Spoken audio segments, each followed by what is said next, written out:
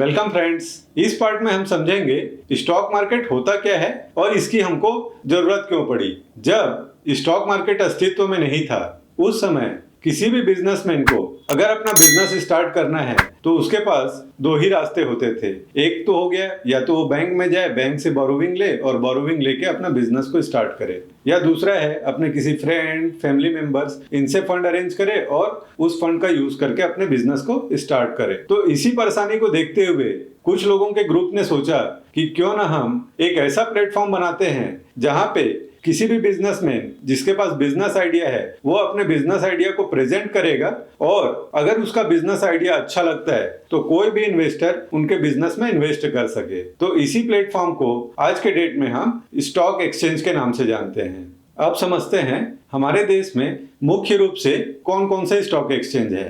तो पहला है बॉम्बे स्टॉक एक्सचेंज, जो कि एशिया का सबसे पुराना स्टॉक एक्सचेंज है, और दूसरा है नेशनल स्टॉक एक्सचेंज। तो नेशनल स्टॉक एक्सचेंज 1992 में अस्तित्व में आया और ये अभी फिलहाल भारत का सबसे बड़ा एक्सचेंज है। अब समझते हैं सेंसेक्स क्या होता है और निफ्टी 50 क्या होता है। तो सबसे पहले समझते हैं सेंसेक्स को। तो सेंसेक्स मतलब होता है सेंसिटिविटी इंडेक्स। इसमें जो बॉम्बे स्टॉक एक्सचेंज में लिस्टेड 5000 कंपनी हैं उनमें से जो टॉप 30 कंपनीज है फ्री फ्लोट मार्केट कैपिटलाइजेशन के बेसिस पे, उन टॉप 30 कंपनी के मार्केट कैपिटलाइजेशन को ऐड कर दिया और ऐड करने के बाद जो भी वैल्यू आया उसको एक रेफरेंस वैल्यू दे दिया। तो शुरुआत में इसको 500 का वैल्यू दिया हुआ था जो आज के डेट में 60,000 के आसपास चल रहा है। तो सेंसेक्स मतलब होता है कि जो बॉम्बे स्टॉक एक्सचेंज की जो टॉप 30 कंपनीज है वो ओवरऑल बॉम्बे स्टॉक एक्सचेंज के परफॉर्मेंस को बताता है। इसी तरीके से निफ्टी 50 मतलब नेशनल 50,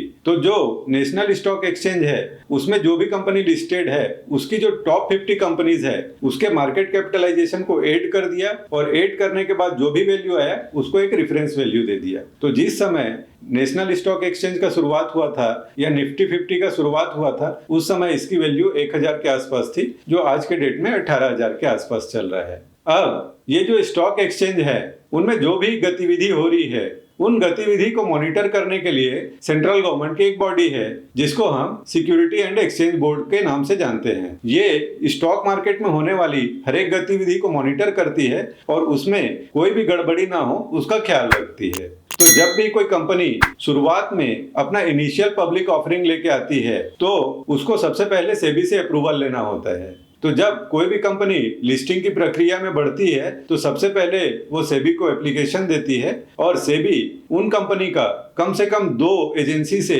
ऑडिट कराती है और उस ऑडिट रिपोर्ट के बेसिस पे ही उनको अलाउ करती है अपना आईपीओ लॉन्च करने के लिए। शुरुआत में जब कंपनी अपना आईपीओ लॉन्च करती है तो आईपीओ के माध्यम से जो शेयर्स को सेल करती है इसको हम प्राइमरी मार्केट की प्रक्रिया बोलते हैं। और एक बार जब वो शेयर इशू हो जाते हैं स्टॉक एक्सचेंज में, उसके बाद जो स्टॉक एक्सचेंज के माध्यम से बाइंग सेलिंग होता है वो जो प्रक्रिया है वो सेकेंडरी मार्केट की प्रक्रिया है।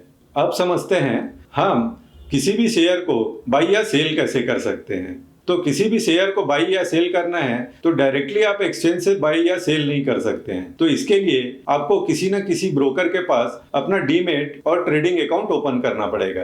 तो आप समझते हैं ट्रेडिंग अकाउंट क्या होता है। तो ट्रेडिंग अकाउंट वो अकाउंट होता है जिससे हम किसी भी शेयर को बाई या सेल कर सकते हैं। अब समझते हैं डीमेट अकाउंट क्या होता है। तो डीमेट अकाउंट मतलब डीमटेरियलाइज्ड। पहले जो शेयर्स होते थे वो पेपर फॉर्म में होते थे या मटेरियल फॉर्म में होते थे। आज के डेट में ये पेपर फॉर्म में नहीं होते, इलेक्ट्रॉनिक फॉर्म में होते हैं, इसीलिए इसको डीमटेरियलाइज्ड या डीमैट अकाउंट बोलते हैं। तो जब हम अपने ट्रेडिंग अकाउंट के माध्यम से किसी भी शेयर्स को बाई या सेल करते हैं तो वो जैसे अगर हमने बाई किया तो बाई करने के बाद जो हमारे शेयर्स हमारे अकाउंट में आते हैं वो हमारे डीमेट अकाउंट में डिपॉजिट हो जाते हैं। तो भारत में मुख्य रूप से 2 डिपॉजिटरी है जहां पे हमारा डीमेट अकाउंट ओपन होता है और उसी डीमेट अकाउंट में हमारे शेयर सुरक्षित होते हैं। एक होता है सीडीएसएल जिसको हम सेंट्रल डिपॉजिटरी सिक्योरिटी लिमिटेड बोलते हैं और दूसरा होता है NSDL national security depository limited. तो जब भी हम ट्रेडिंग अकाउंट से शेयर्स को बाई या सेल करते हैं तो जब वो वो हमारे अकाउंट में सेटल होता है